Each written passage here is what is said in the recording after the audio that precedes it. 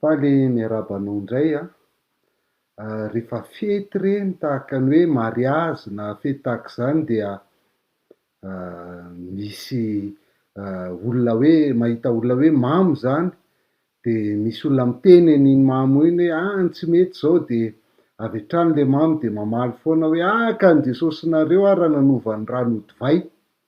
De anisany tena manahirana ny kristianina tokoa io tantara anankiray io zay hojerentsika an'io ao amin'ny Jaonina toko 2:1 ka hatramin'ny faha 11 zany. Jaonina toko 2:1 ka hatramin'ny faha 11.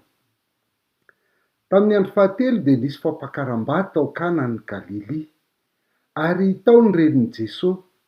Ary Jesosy sy ny mpianany koa dia nasaina ho ao amin'izany fampakaram-bady izany. Ary rehefa lany ny divay dia hoy ny renin'i Jesosy taminy, tsy manana divay izy.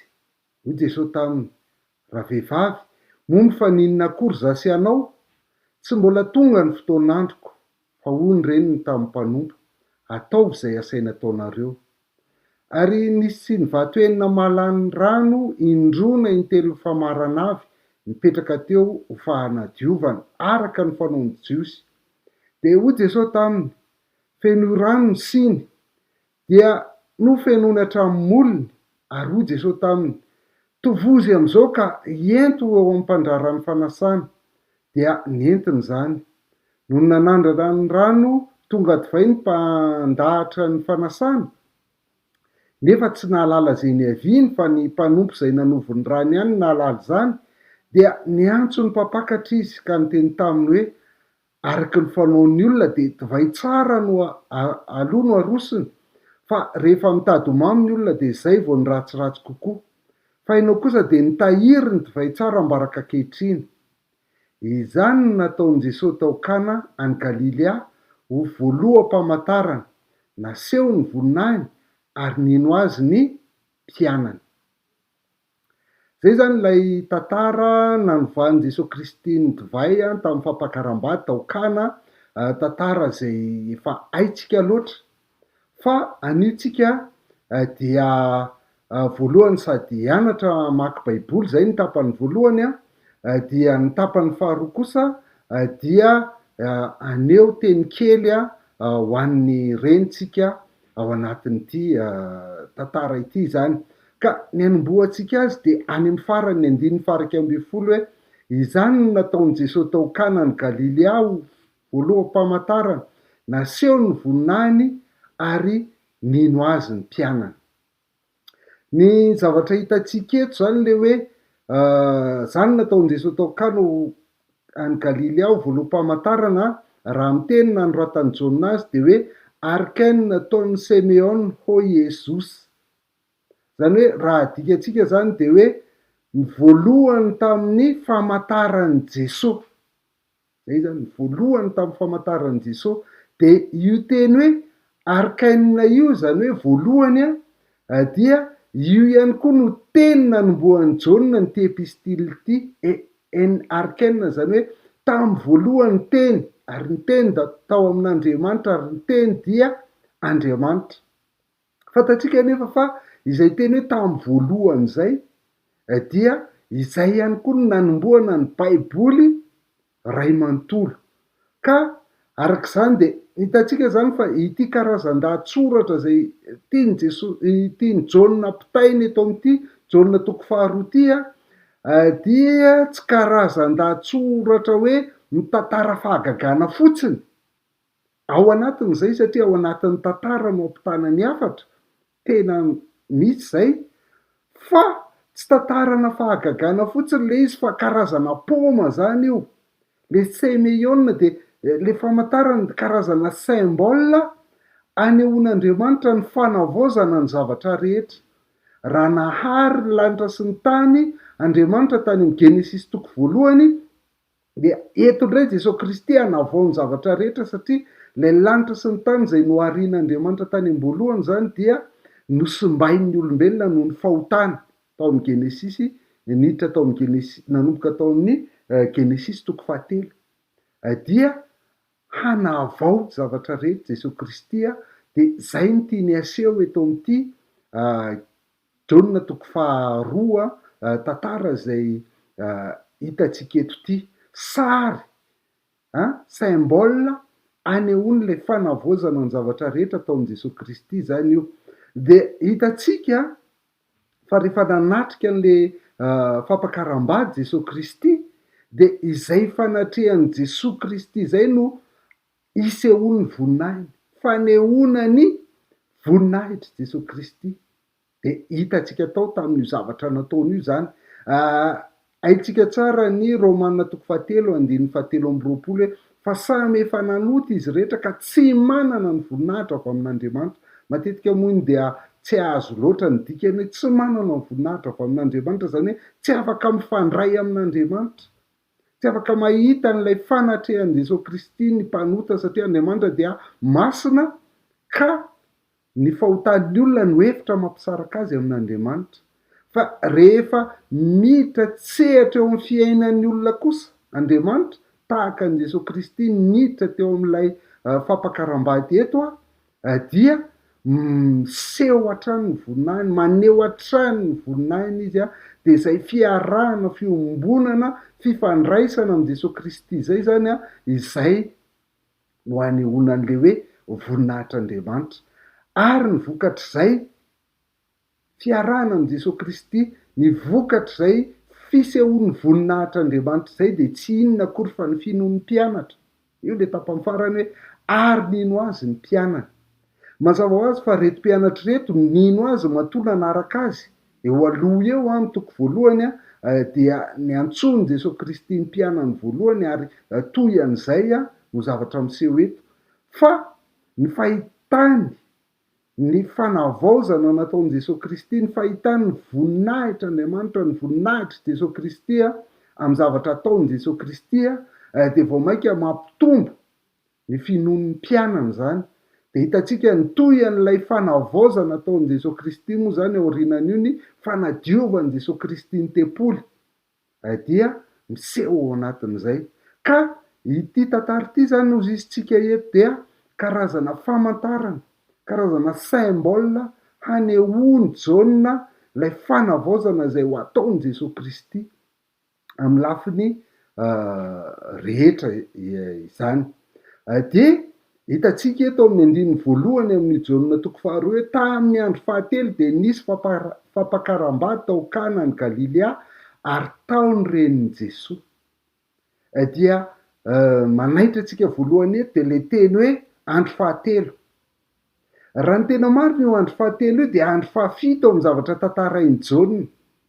Andro fahafito ilay andro fahatelo eto dia misy heviny anankiroa io amin'ny symbolika n'ilay tantara ny anoratan'i Jaona ny zavatra rehetra ao anaty baiboly zany. Inona ny zavatra hitatsika eo amin'ny Jaona toko voalohany zany atongavantsika eto amin'ny andro fahatelo eto. Ao amin'ny Jaona toko voalohany 7:20 de zao ny voalaza hoe nohon ny ampitso de nahitan'i Jesosy avy nanantona azy Jaona ka hoy izy indro ny zanak'Andriamanitra zay manaisotra ny fahotany zao tontolo zao. Io zany lay nitenenan'i Jaona hoe Jesosy Kristy ny zanak'Andriamanitra zay manaisotra ny fahotany zao tontolo zao dia andro faharoa satria efa ampitso. Ny andro voalohany io lay nisehony Jaona tany amin'ny on'ny Jordana zany nanao batisa dia ny ampitsony iny tonga Jesosy Kristy dia nanambarany Jesosy Kristy ho zanak'Andriamanitra izy ary nanao batisany Jesosy Kristy. Ny andininy 5:30 nohon ny ampitsony iny Jaona de mbola teo ihany niaraka tamin'ny mpianany roalahy la teo amin'ny on'ny Jordana ihany zany Jaona ny ampitsony iny zany hoe andro fahatelo zany eto amin'ny andininy 5:30 eto. Ny andro faharoa le andininy 7:20 de ny andro voalohany de teo alohan'izay dia ny rehefa tonga indray tsika eo amin'ny andininy 7:70 nohon ny ampitsony ray. Hitanareo fa asesiny Jaona mihitsy ny andro tsirairay avy ao anatin'io. Nohon ny ampitso de te hiala ho an'ny Galilea Jesosy ary nahita amin'ny Filipo izy ka niteny taminy hoe manaraha dia manomboka eo amin'ny andininy fahatelo amby dimy amby telopolo dia nanomboka miantso ny mpianany Jesosy Kristy a, de ny ampitsony indray izy a de nahitany Filipo ihany koa. Ity zany a raha jerentsika ny andininy fasivy amby roapolo ny andro faharoa, ny andininy fadimy amby telopolo ny andro fahatelo, ny andininy fahatelo amby efapolo ny andro faefatra. Dia tamin'ny andro fahatelo aorinan'izay andro faefatra zay le hitantsika amin'ny andininy voalohany amin'ny toko faharoa eto, de zay zany ny andro fahafito, satria andro faefatra de telo andro aorin'izay ny andro fahafito. Dia hitantsika nefa raha miverina am'le voalaza tetsy aloha tsika hoe nampifanarahany Jaona am'lay tantara tany amin'ny Genesis toko voalohany, le tamy voalohany ty zavatra ty a, de zao hoe tamin'ny andro fahafito no nitsara an'Andriamanitra. Fa eto ndray a, ty andro fahafito ty ndray a no andro a izay nanaovan'i Jesosy Kristy ny famantarana voalohany amin'ny maha-Mesia azy. Nanaova ny asany voalohany, ny asa fahagagana voalohany nataony de ny andro fahafito. Lay fanavaozana lehibe zay ho ataon'i Jesosy Kristy dia amin'ny andro fahafito. Zay zavatra tiany Jaona ampitaina. Fa le andro fahatelo ihany koa mazava ho azy a dia afahantsika mahatsiaro an'ilay nitsanganan'i Jesosy Kristy tamin'ny maty, ary ihany mihitsy moa le fanavaozana ny tena mitranga, fa eto mbola famantarana fotsiny ihany. Fa rehefa nitsangana tamin'ny andro fahatelo Jesosy Kristy de teo no nahavaozany zavatra rehetra, de niakatra any an-danitra izy a, nilatsaka ny fanahy masina, dia tonga ny fanekena vaovao isika. Zay zany lay teny kely eto a, zay mila jerentsika rehefa mamaky baiboly a, dia manampy antsika be zay a ampy fahazahoana azy. Ka le andro fahafito nitsara an'Andriamanitra nanombohan'i Jesosy Kristy ny asa fanavaozany, lay andro fahatelo nitsanganan'i Jesosy Kristy tamin'ny maty dia hanehoana ny fandresen'i Jesosy Kristy ny ratsy sy ny fandresen'i Jesosy Kristy ny fahafatesana. Zay zany no zavatra miseho eto. Ny andininy faharoa, Jesosy ny mpianany koa dia nasaina ho amin'izany fampakaram-bady izany. Ny sarina fampakaram-bady a de sary ampiasain'ny mpaminany tany amin'ny testameta taloha foana rehefa miresaka ny fanekena nisy teo amin'Andriamanitra sy ny vahoaka Israely a ny mpaminany. De ampiasainy foana io, ka rehefa manapaka an'ilay fanekena teo amin'ny n'Andriamanitra ny vahoaka Israely de tahaka an'ilay fisaraha-panambadiana mihitsy ny resan'ny mpaminany azy.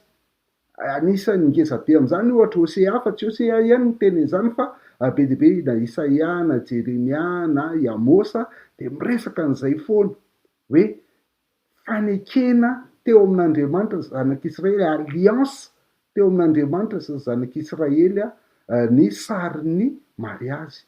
Ary hatramin'izao moa zany ny mariazy dia endrik'izay fanekena zay foana, endrik'izay alliance izay foana zay aseho amin'ny lafin'ny lay peratra mariazy iny zany izany. Ka eto zany lay fampakaram-bady zay trehan'i Jesosy Kristy, de eto ny anehoany le fanavaozana an'izay fanekena zay, satria le fanekena taloha de tsy nety tanteraky ny zanak'Israely mihitsy. Dia manavao an'izay Jesosy Kristy eto. Ny andininy fahatelo, rehefa lany ny divay de hoy ren'i Jesosy taminy, tsy manana divay izy. Inona ary nifetraky an'izay eo am'ilay fanekena eo amin'Andriamanitra sy ny olona? Lany ny divay hozy izy, lany ny divay. Ny zavatra misy zany de tahak'izao hoe ny divay de anisan'ny tena zava-dehibe tsy maintsy misy foana eo amin'ny fety. Misy ny sakafo fa tsy maintsy misy ny divay, tahaka any am'izao fotoan'izao hoe rehefa misy ny mariazy de misy ny gâteau. De ohatrohatr'izay mihitsy ny divay tamin'ny andro tam'izany fotoana izany. Ny sakafo rehetra moa zany ny jiosy tsy maintsy misy mofo sy divay foana, tahaka ny rano vola mihitsy ny divay ho andry zareo. Dia rehefa misy fety vao mainka dia anisan'ny mitondra fifaliana lay divay, tsy miresaka any am'le fahamamonana lay fisotroana tafahoatritsika, fa miresaka an'ilay fomba zay zavatra nisy tam'izany fotoana zany dia miteraka an'izay le divay. Ka anisany rehefa mandeha ny mariazy dia andro maromaro mihitsy ny anaovana an'io, dia lay mpapakatra zany a no miantoka ny divay ho an'ny olona rehetra zay asaina eo mandritra n'izay fotoana izay, ka enatra be ho an'ilay mpampiakatra ny hoe lany ny divay zany. De zay zany ny zavatra mitrangy eto. De rehefa avatsika izy anefa am'le fanekena ifanaovan'Andriamanitra sy ny olombelona de zao hoe ny zavatra rehetra zay avy ety amin'ny olombelona zany de tsy ampy foana, tsy ampy mihitsy rehefa anao fifanekena amin'Andriamanitra, tsy mahavita mihitsy ny zavatra avy ety amin'ny olombelona, tsy ampy foana, fa tsy maintsy avy any amin'Andriamanitra ihany no atanteraka zany, tahaka an'ilay divay zay nataony Jesosy Kristy teto zany. De hitantsika eto fa rehefa niditra trehatry Jesosy Kristy ka nanova an'le rano divay dia tsy nisy nanohatra an'izany mihitsy zany na i Maria ara ny teny tamin'i Jesosy eto hoe tsy manana divay izy, de tsy nanohatra ny fidiran'i Jesosy Kristy atsehatra nahatanteraka an'ilay fampakaram-bady le alliance mihitsy na i Maria na ireo mpanoto fa samy nanao. Fa etsy an-daniny koa anefa dia tsy tena nisy fideraderana be satria ilay mpandahatra ny fanasana tsy nahalala akory hoe avaiza io divay io, ary le mpanompo zay nandroso an'le divay de tsy niteny akory hoe avaiza io divay io, ary ny tompo fanasana de tsy nahalala mihitsy hoe avaiza io divay io zany le izy mivady mpapakatra sy ny ampakariny. Dia hitantsika eto ilay tsy fireharehanana zesta be am'ilay zavatra ataon'i Jesosy Kristy, fa zay olona tokony hafantatra azy de mahafantatra azy ao anatin'izay. Dia rehefa tonga amin'ny aniny faefatra tsika de zao nambaran'i Jesosy Kristy hoe raha vehivavy moa fa ninona akory zasy anao, tsy mbola tonga ny fotoan'androko, tsy mbola tonga ny fotoan'androko. Ino io fotoan'andro io io fotoan'andro io na fotoako izy amin'ny baiboly zay mahazatra antsika dia amin'ny teny nanoratan'i Jaona azy hoe fotoako de hoe heoramo, ora io zany le fotoana, ora na ora, ny orako mbola tsy tonga zao izy Jesosy Kristy rehefa namaly ny Maria reniny izy, mbola tsy tonga ny orako. Inona io ora io io ora io io teny hoe ora io de mifandray foana ny misionan'ny Jesosy Kristy, ny handray asany nahatongavan'i Jesosy Kristy tety ambony tany, ary ny asany nahatongavany tety moa de ny fahafatesany teo amin'ny hazo fijaliana sy ny fitsanganany zany. Ary zay no tiany ambara amin'ny Maria teo, mbola tsy tonga lay ora ahafatesako hisehoany ny voninahitra. De hojerentsika kely ny fiverenany ora io anamarina antsika an'izay hoe mifandray amin'ny misionan'i Jesosy Kristy foana io ora io, ohatra amin'ny Jaona 4:7-7 ohatra. De zao no nambaran'i Jesosy Kristy hoe ho avy ny andro, io le ora zany io andro io, ho avy ny andro sady tonga ankehitriny raha ny tena mpivavaka hivavaka amin'ray amin'ny fanasy ny fahamarinana, fa ny ray koa mitady mivavaka aminy tahaka izany. Zay zany le oran'i Jesosy Kristy. Rehefa le tsy miankina amin'ny toerana intsony ny fivavahantsika fa miankina amin'ny fifandraisantsika amin'Andriamanitra amin'ny teniny sy ny amin'ny asan'ny fanahy masina, amin'ny fanasy ny fahamarinana, dia amin'izay fotoan'izay zay le oran'i Jesosy Kristy. Ny Jaona 5:5-20 ihany koa de miresaka an'izay hoe lazaiko aminareo marina de marina tokoa avy ny andro, io le ora io, ary tonga ankehitriny zay andrenesan'ny maty ny feon'ny zanak'Andriamanitra ary zay mandre dia ho velona. Zay mihitsy misionan'i Jesosy Kristy, ny zay mandrehan'ny tenin'i Jesosy Kristy de ho velona, velona ara-panahy, zay le hoe amin'ny fanasy ny fahamarinana voalazantsika tetsy aloha. Zay le tena mision'i Jesosy Kristy, nahatongavan'i Jesosy Kristy, zay le hoe ora, le andro, le fotoanany, le oran'i Jesosy Kristy. Amin'ny 2:17-7 betsaka izy ao amin'ny Jaona fa vitsivitsy ihany ny raisintsika, de mbola namaly ihany Jesosy Kristy hoe tonga ny fotoana ankalazana ny zanak'olona, de le fotoana eto indray zany lay ora, satria amin'ny fotoana io le efa manomboka mitady zay amandrihana azy, isamborana azy ny lohandohan'ny sorona sy ny mpanorandalàna zany de tonga ny fotoana nkalazana ny zanak'olona ozy izy nefa ora afatesany fotoana afatesany io de ankalazana azy nefa zay fotoana izay ny jaona toko fahafito ambin'ny folo andininy voalohany sy faharonona namboany Jesosy Kristy nivavaka ho an'ny mpianany de zao hoe rehefa nolazainy Jesosy zany teny zany de nanandratra ny masony ho amin'ny lanitra izy ka nanao hoe ray eo tonga ny fotoana io le izy tonga le ora afatesany hitsanganany amin'ny maty mankalazany zanakao mba hankalazany zanakanao araky ny nanomezanao azy fahefana amin'ny nofo rehetra mba anome fiainana mandrakizay ho an'izay rehetra nomenao azy zay le ora kanefa mbola tsy tonga zany zay eto amin'ny ty toko voalohany ty fa lay ora lay fotoana ny Jesosy Kristy de lay afahantsika mahazo fiainana mandrakizay araky ny voalaza eto ny afahantsika mitsangana ho velona indray velona ara-pana ary afahantsika manana fifandraisana ara-pana amin'Andriamanitra zay lay ora rehefa maty sy tsangana tamin'ny maty Jesosy Kristy niakatra any an-danitra de naniraka ny fanahy masina ho atsika izay mino dia zay nambaran'i Jesosy Kristy teto zany andiny fahaenina de ozy hoe ary nisy siny vato enina mahalany rano indrona intelo ny famarana avy mipetraka teo fanadiovana araka ny fanaon'ny jiosy nisy siny vato enina mahalany rano io zany le siny vato enina io de fomba tany amin'ny fanekena taloha tany amin'ny testameta taloha fanaon'ny jiosy zany ny hoe tsy maintsy misasa zay le hoe mipetraka teo fanadiovana sasana amin'ny reo rano ao anatin'ireo siny reo zany ny olona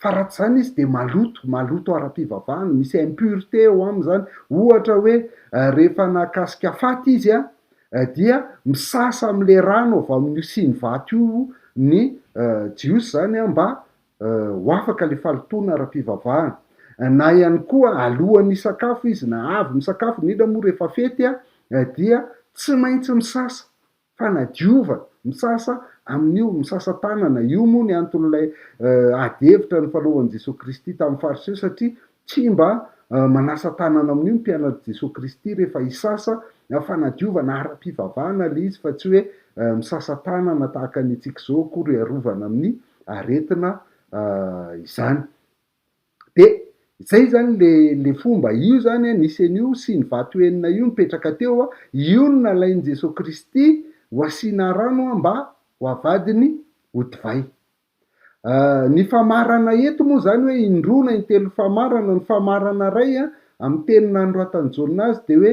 maîtresses zay any amin'ny 7 litatra any ny habean'io siny vato io ary natao amin'ny vato mihitsy izy mba tsy tete satria fanadiovana zany de zay le izy ka raha indrona intelo famarana le izy de any ho any amin'ny 20 litatra any zany ny siny ray any amin'ny 20 litatra any de nefa ny siny enina teto siny vato enina de le rano zay novaina ho divay zany de natratra any amin'ny 27 litatra be zao any de nefany efa lany lay divay teo aloha dia nofenoina hatramin'olony mihitsy reo siny reo zany hoe tena feno tanteraka io 27 farafahakeliny zany litatra io de ahitantsika ny zavatra natolotry Jesosy Kristy le divay natolotry Jesosy Kristy ho an'reto mpapakatra sy ny olona nasaina rehetrarehetra reto zany hoe tena divay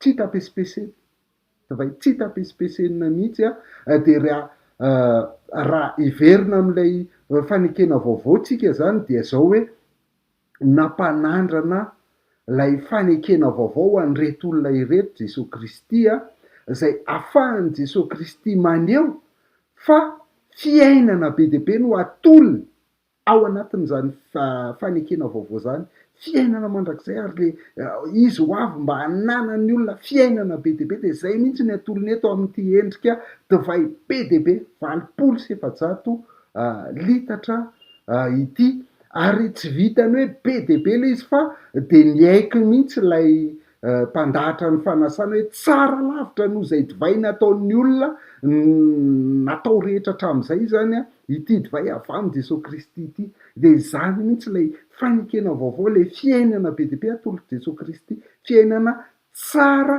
lavitra, zany no miaraka amin'ny Jesosy Kristy zany a natolony eto. Ankoatran'izay de zao hoe zay ezaka rehetra nataonao tahaka ny fitsasana fidiovana nataon'ny jiosy tany amin'ny fanekena taloha zany, miezaka izy ireo manatanteraka lalàna, rehefa tsy manatanteraka izy ireo de sasana am'ty siny vato ity de ao am' Jesosy Kristy ny ezaka ataonao de azon'i Jesosy Kristy soloina fitsarany zany, fitsarany zany, tsisy nininona nataon'ny mpapakatra, tsisy nininona nataon'ny mpandahatra fanasana, fa dia tonga teo ny divay seseheny asehon'i Jesosy Kristy. Mazava ho azy fa misy ihany nataon'ny olona satria nasain'i Jesosy Kristy no fenoana rano reo de mbola niteneniny koa ny mpanompo hoe tovozy, tsy araraka akory zany le siny satria mavesatra be zany, efapolo litatra zany, 20 litatra zany, mavesatra be zany, fa de tovoziny lay izy satria be de be le rano. Dia misy ny asa ataon'ny olona saingy ao anaty fitsaharana no anaovantsika ny sitrapon'Andriamanitra, fa tsy amin'ny alalan'ny ezaka ny herin'ny tenantsika, satria zay foana ambaran'ny tenin'Andriamanitra hoe tsy amin'ny hery na amin'ny fatanjahana ho Jehovah Tompo, fa amin'ny fanahy ahafahantsika manatanteraka ny sitrapon'Andriamanitra izany. Lay fo vatonao, jereo lay siny vato eto, malany rano, de azon'i Jesosy Kristy soloina fifaliana lay rano ao anatin'le siny vato zany, de azon'i Jesosy Kristy soloina divay. Zay le sary tiany ampisehoana ao anatin'ity paoma ity, ao anatin'ity famantarana ity. Eo ihany koa ny tahotrao, tahotra tsy mahavita le zavatra kely le hery mba nataonao, ezaka mba nataonao tsy mahavita, tsy mahatonga hatramin'ny farany de azon'i Jesosy Kristy soloina fanantenana azo antoka. Zay zany ny sarin'lay divay niova avy tamin'ilay rano zay nataony Jesosy Kristy eto zany mbola afaka mahita zavatra betsaka mihoatra zany ihany koa ianareo. Fa misy zavatra anankiray ihany koa miseho eto hoe tany amin'ny testamenta taloha i Mosesy nanova ny rano ho rà, zay niteraka loza ho an'ny Egyptianina zany izany.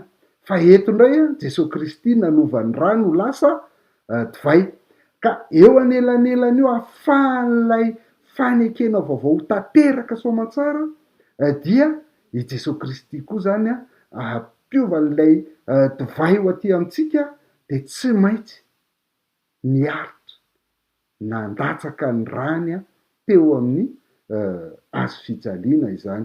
Tsy maintsy nandalo ny fahafatesany ny ahatanteraka sy atotosa tsara ny famantaran'io ho tena fanekena fifandraisana vaovao eo amiko sy eo amin'Andriamanitra, eo aminao sy eo amin'Andriamanitra. Tsy maintsy nandalo ny fahafatesany izy, ary ny finoana ao an'izay fahafatesan'i Jesosy Kristy izay, lay rà nalatsany teo amin'ny hazo fijaliana, izay no manova ny fiainanao ho lasa fiainana be de be, fiainana mandrakizay, fiainana tsara lavitra ihany koa izany. De izany rehetrarehetra zany nefa tsy maintsy miainga amin'ny tenin'i Kristy.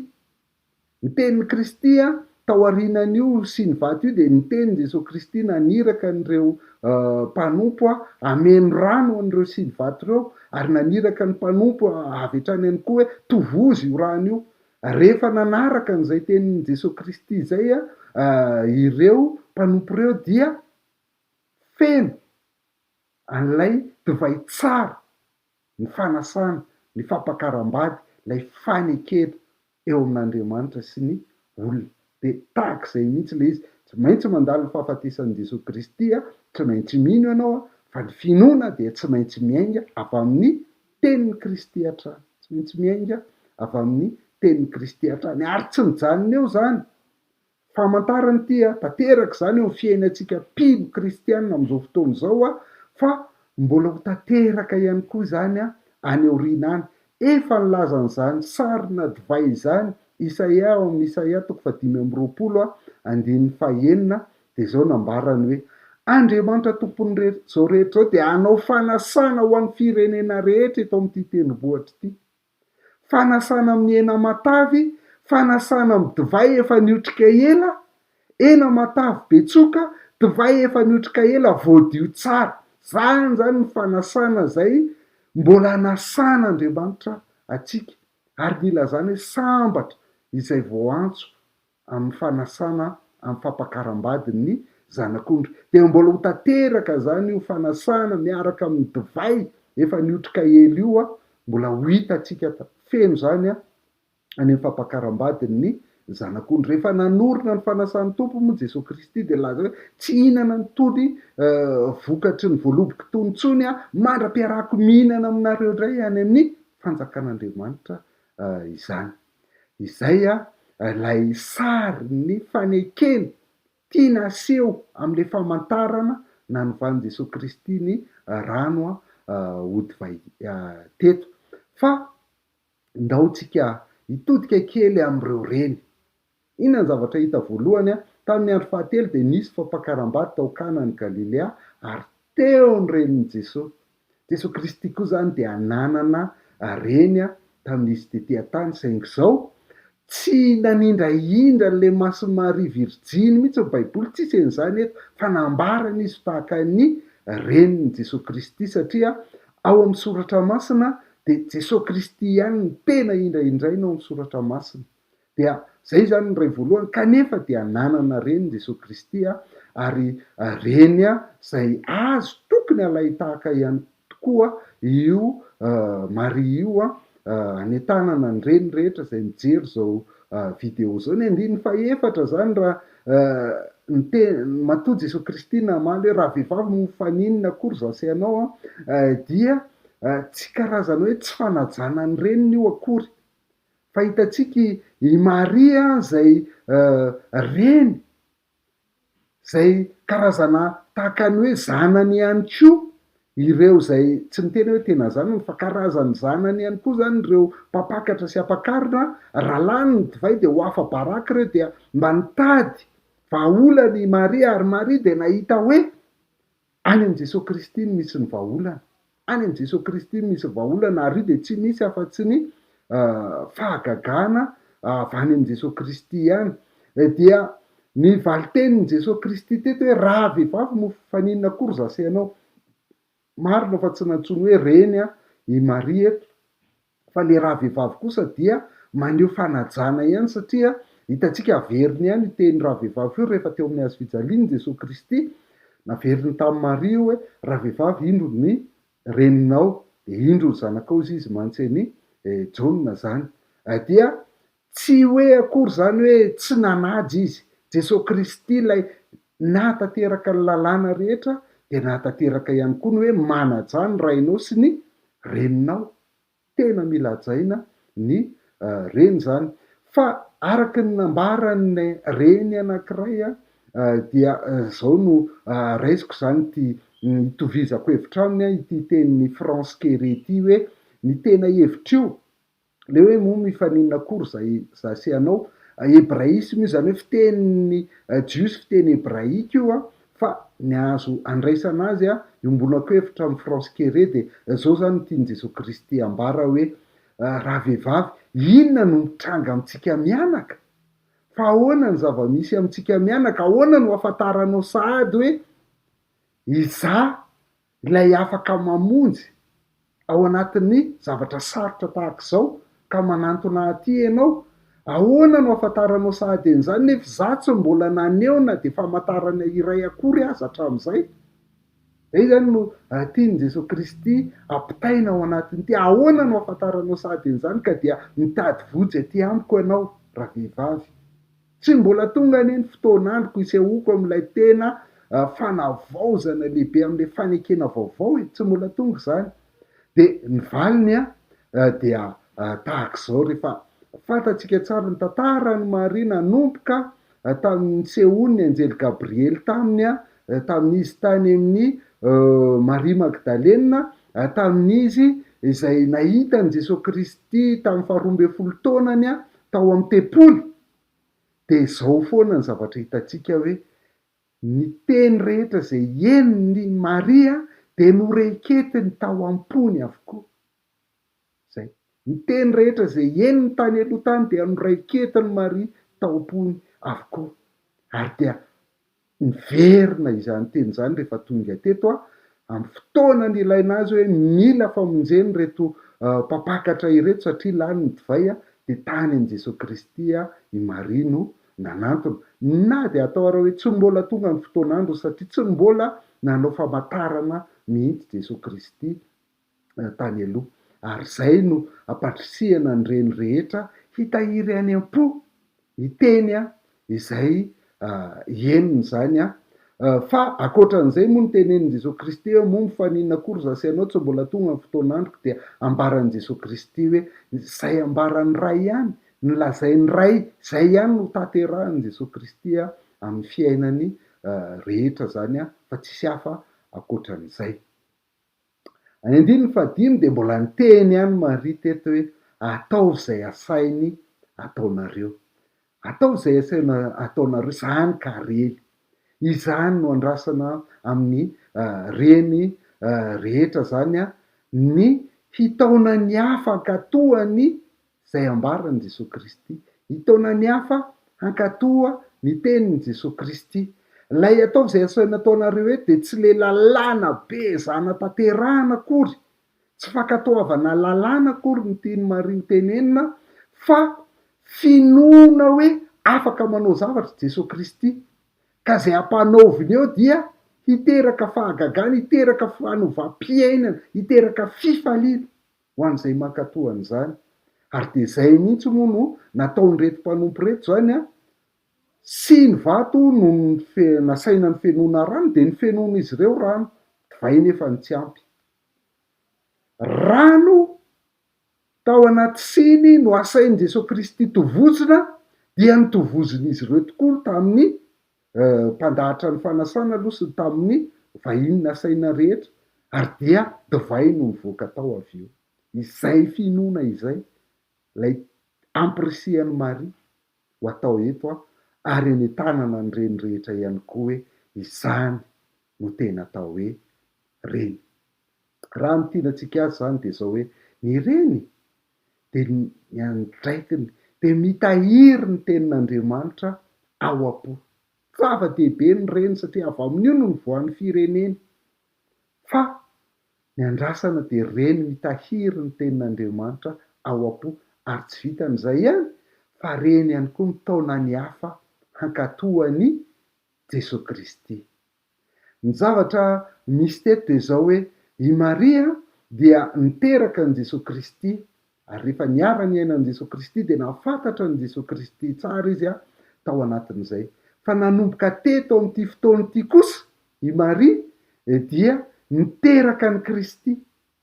Niteraka an'i Kristy teo izy zany niteraka an'i Jesosy fa zao izy niteraka an'ilay Kristy lay hanao fahariana vaovao, ilay hanao fanekena vaovao hampifandray ny olona amin'Andriamanitra amin'ny fotoanany, amin'ny orahany.